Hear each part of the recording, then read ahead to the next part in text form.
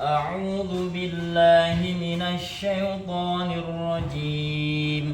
بسم الله الرحمن الرحيم.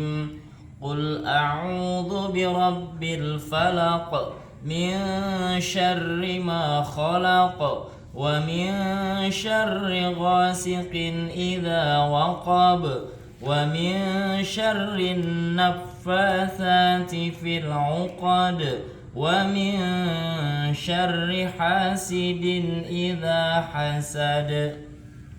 Dan katakanlah, aku berlindung kepada Tuhan yang menguasai subuh atau fajar, dari kejahatan makhluk yang Dia ciptakan, dan dari kejahatan malam apabila telah gelap gulita, dan dari kejahatan perempuan-perempuan penyihir yang meniup pada buhul-buhul atau talinya, dan dari kejahatan orang-orang yang dengki apabila dia dengki.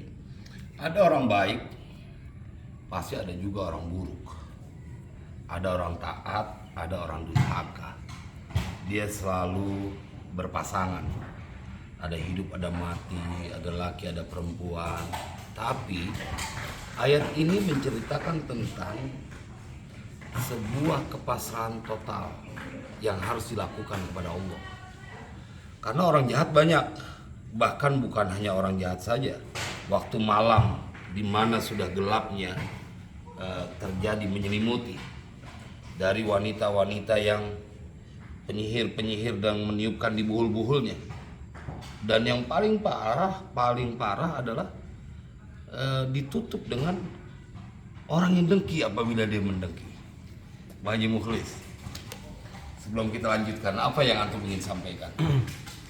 Berlindung pada Allah setiap saat dari kejahatan makhluk. Keren. Berlindung setiap saat kepada Allah dari kejahatan makhluknya. Karena memang bila Allah sudah perintahkan berlindung kepadanya, ini sebuah informasi engkau lemah pertama. Yang kedua, engkau jangan ketakutan. Ada jalan keluar. Orang dengki banyak, orang jahat banyak, dan bahkan engkau tidak mengetahui. Kadang-kadang orang dengki itu di depan kita kelihatannya enak, padahal menyimpan sebuah keinginan supaya kita susah. Apa sih istilahnya? Senang melihat orang susah, susah melihat orang senang. Nah, itu orang dengki lah dalam bahasa gampangnya. Apa Bang Yahya yang ingin disimpulkan? Simpulannya, jangan berbuat dengki. Karena apa berbuat dengki? Amit-amit dah. Amit-amit dah. Iya benar bahasa orang dulu. Amit-amit dah ya. Itu taruh ya. Dan jangan sampai bersemayam di dalam diri kita, apalagi kepada anak-anak kita, keturunan kita. Karena orang ini kayak nggak percaya sama Tuhan. Dia anggap Tuhan itu salah alamat memberikan karunia. Dan dia tidak akan bisa menghilangkan karunia yang Allah berikan kepada seseorang. Nyampe-nyampein, kata Imam Ali bin Abi Thalib, orang dengki itu kagak berhenti dia kegelisahannya, nggak ada istirahatnya. Selalu dia dalam keadaan yang tidak nyaman. Maka bila engkau menginginkan karunia, minta aja sama Allah. Jangan menginginkan karunia pada saudaramu kemudian hilang. Ente punya hati, jangan kelewat jahat. Lagian dengki itu menghapus atau memakan kebaikan seperti api yang memakan kayu bakar.